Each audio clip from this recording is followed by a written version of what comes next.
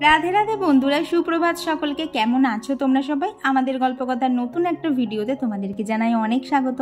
আশা করছি সবাই খুব ভালো আছো, সুস্থ আছো, আর আমরাও বেশ ভালো আছি। আর আজকের বারটা ছিল হচ্ছে মঙ্গলবার, আর এখন বাজে হচ্ছে আর কি, যখন ঠাকুর ঘরে এসেছি সময়টা প্রায় 8টা মতো বাজে আর কি। আজকে উঠতে লেট হয়ে গেছে, তো উঠে সমস্ত বাসি কাজ কমপ্লিট করে ঠাকুর ঘরে আস্তে আস্তে তো একটু সময় লেগেই যাবে।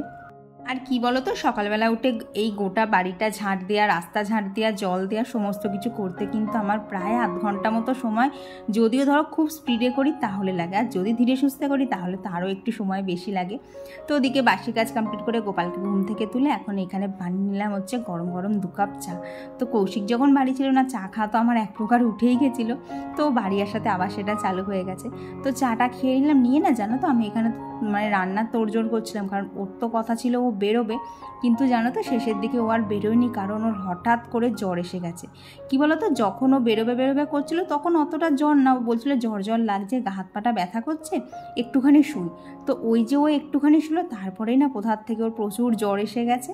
তো সেই জন্য ও আর বেরোয়নি। কিন্তু জানো তো আমি এখন যখন এই যে বাঁধাকপি কাটছিলাম, বেগুন কাটছিলাম, তখনও কিন্তু জানতাম হচ্ছে ও বেরোবে, তো কী আর করা যাবে। এখন বাজে হচ্ছে 9টা 25, নিচের কাজবাজ মোটামুটি আর কি ব্রেকফাস্টের রাউন্ডটা পুরো শেষ করে দিয়ে এলাম। আছে বাকি কিন্তু লাঞ্চের প্রিপারেশনটা করতে হবে। তো কৌশিক বললো শরীরটা ভালো লাগে না, জ্বর লাগে, তো আজকে ও আর যাবে না কোথাও, তো ওরা বাপ বেটায় নিচে থাকুক, আর আমি এসেছি ওপরে, কারণ আমার ঘরের অবস্থা মানে বেহাল যাকে বলে। তো এখানে এখনও বিছানা তোলা হয়নি, কারণ আগে আমি উঠেছি অনেকটা লেট করে, পরপর 2 দিন শপিংয়ে গেছে, তো এত ঘোরাঘুরি করে সত্যি সকালবেলা উঠতে পারছিলাম না। ও যদিও আগে থেকে বলতো আজকে যাবে না, আমি আরেকটুখানি লেটে উঠতে পারতাম, কিন্তু সেটা তো আর হলো না। তো এইখানে এখনও বিছানা তোলা হয়নি, আর আমার পিছন দিকটা দেখলে সত্যি কথা কান্না পাবে। এই দেখো, মানে এত খারাপ অবস্থা। তো এইসব জিনিসপত্রগুলো ঢোকাতে হবে, এখনও ঘর তো বললাম উপরে কিছুই হয়নি। তো দেখা যাক এতটা কাজ কতক্ষণে কমপ্লিট করতে পারে, কারণ প্রচুর জামা কাপড় গোছানো রয়েছে। তো বাজে এখন হচ্ছে 9টা 25, আর আমারও তো হাল পুরো বেহাল, সকালবেলা কোনো রকমের মাথাটা আঁচড়ায় নিচে চলে গেছিলাম। তো দেখি কতক্ষণে শেষ করতে পারি। তো চলো তোমরা ভিডিওটা দেখতে থাকো। আর এইদিকে ঘরটার অবস্থা দেখো, মানে কি নেই, চেয়ারে জামা কাপড় ঝুলছে, আল্লাহ কোনো জামা কাপড় নেই। দেখো আল্লাহর নিচের দিকেও জামা কাপড়ের লাট হয়ে গেছে। আর কি রবিবারে তো নেমন্তন্ন ছিল, তারপর কেনাকাটা করেছিলাম, তারপর সোমবারে আবার মার সাথে শপিংয়ে গেছিলাম। তো এই করে বলতে পারো সময় সুযোগ পাইনি যে ঘরটাকে একদম পরিষ্কার করে গোছাবো। তো সেই জন্য দেখলাম যত যাই হোক ঘরটাকে এখন আমায় গোছাতেই হবে। দেখছো আল্লাহর কি অবস্থা। আর কি বলো তো, কিছু কিছু জামা কাপড় না কৌশিক গুছিয়েছিল, এইবার ও কি করেছে বলো তো, ওর না ভাঁজগুলো ঠিক আমার মতো গোছানো হয় না, তো ওই জন্য না সমস্ত ভাঁজটা না এক জায়গায় হয়ে গিয়ে জামা কাপড়টা কেমন যেন একটা ডিবি মতো ভাঁজ করে। তো যথারীতি সেইভাবে যেই রেখেছে, জামা কাপড়গুলো আরও বিশ্রী লাগছিল দেখতে, এবং সেইটা দেখে না আমার আর ভালো লাগছিল না। তাই দেখলাম হাতে 1 ঘন্টা সময় নিয়ে আমাকে এটা গোছাতেই হবে, না হলে ওই কোথার থেকে না কাজ চলে আসে। কাজ যদি একবার জমিয়ে রাখা হয় না, জানো তো, কাজ সেই দেখে জমতেই থাকে। আর এখন এখানে কি করছি বলো তো, এইখানে যে জামা কাপড়গুলো দেখছো না বাইরের দিকে রয়েছে, এগুলো কিন্তু সমস্তটাই নতুন জামা কাপড়। তো কি কখন কি কেনা হচ্ছে কি না হচ্ছে সবগুলো তো আর ডেলি বেসিসে শেয়ার করা হচ্ছে না। তো পুজোর আগে দেখি সমস্ত যখন একদম আর কি জামা কাপড়ের শপিংটা কমপ্লিট হয়ে যাবে, কারণ কি বলো তো, পুজো করে কিন্তু শপিং চলতেই থাকে, শেষ হয় না। আর কি জামা কাপড়ের শপিং যখন শেষ হয়ে যাবে, আমি আলাদা করে একটা ব্লগ বানিয়ে দেবো যে পুজোয় আমরা কী কিনেছি। ও তোমাদের সাথে তো গত ব্লগে শেয়ার করেছিলাম যে কৌশিকের সাথে গিয়ে পুজোর কী বাজার করেছিলাম, আর সেখানে তোমরা সকলেই বলেছো যে ইয়েলো কালারের যে ড্রেস বলো, 3 পিস বলো, চুড়িদার বলো, সেটা দেখতে খুব সুন্দর হয়েছে। তো অনেকেই লিখেছো যে কোথা থেকে কিনেছি। তো ড্রেসটা কেনা হয়েছে হচ্ছে কাঁচরাপাড়ার থেকে। আর দাম কত নিয়েছে, দাম না মনে হয় খুব সম্ভবত 1350ই নিয়েছে। মানে জিনিসটা বলতে পারো আমার বাজেটের মধ্যে এত সুন্দর পছন্দ হয়েছে। আর এই বেড কভারটাও তো দেখেছিলে, খুবই সস্তায় পেয়ে গেছি, মাত্র 99 টাকাতে। তো এইখানে দেখলাম জানো তো 3খানা নতুন বেড কভার রয়েছে, তো সেইগুলোকেও ঠিকঠাক করে রেখে দিলাম, কারণ পুজোর সময় দেখবা নতুন বেড কভার না পাতলে একদমই ভালো লাগে না।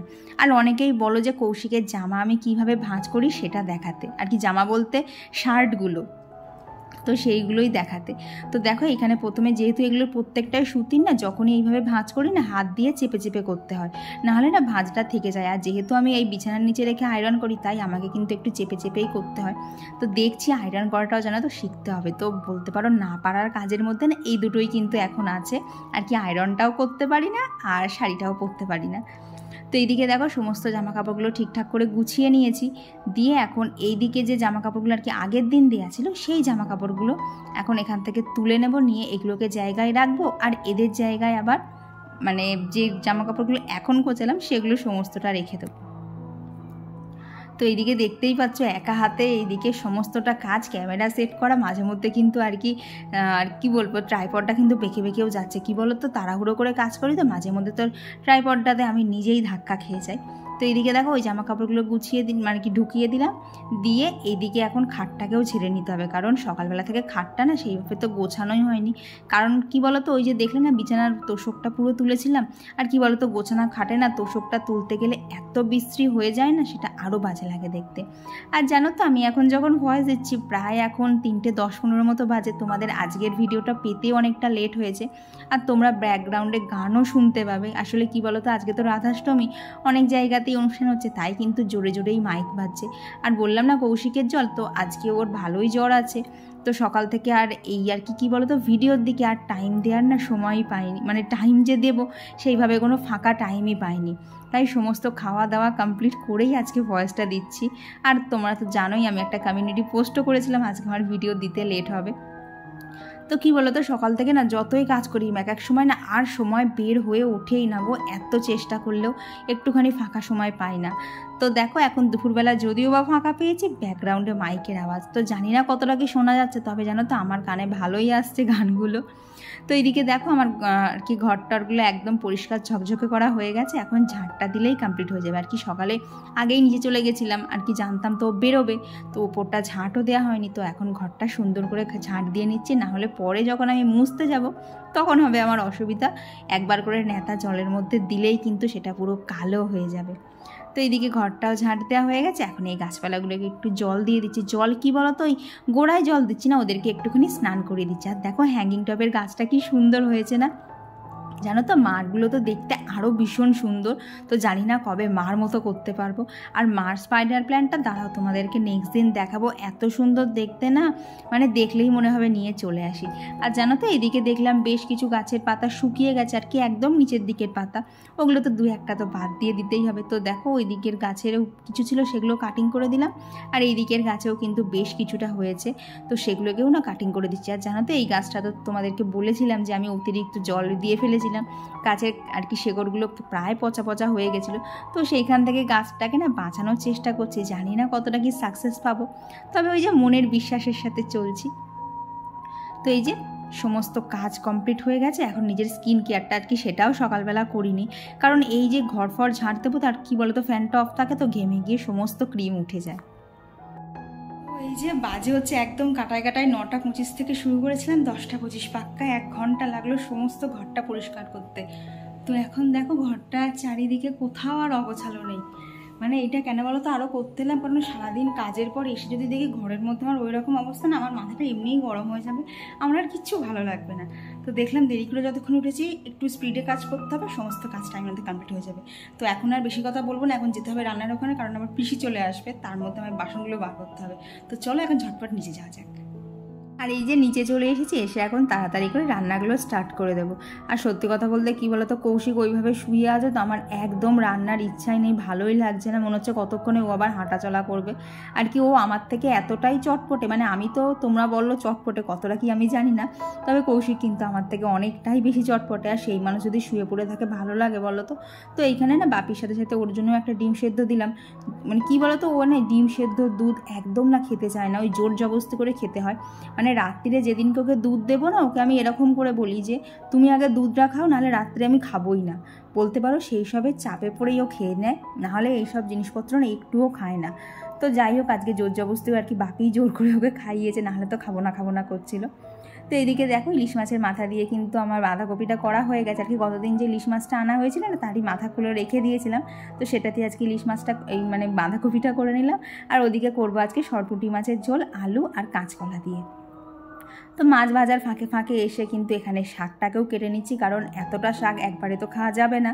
আর এই জন্য দেখো শাকটা পুরো কেটে নিয়েছি, নিয়ে বেশ কিছুটা শাক আর কি যতটা আজকে লাগবে ততটা নিয়ে নিয়েছি, আর বাকিটা কিন্তু রেখে দিয়েছি। আর এই শাকটা কতদিন থাকবে চলো নেক্সট ব্লগগুলোতে তোমাদের সাথে শেয়ারই করব, কারণ তোমরা অনেকেই বলো যে শাক প্লাস্টিকের মধ্যে ভালো থাকে তো পচে যায় না, তো এটা কতটা কি হয় সেটা চলো নেক্সট ভিডিও তোমাদের সাথে তো অবশ্যই শেয়ার করব।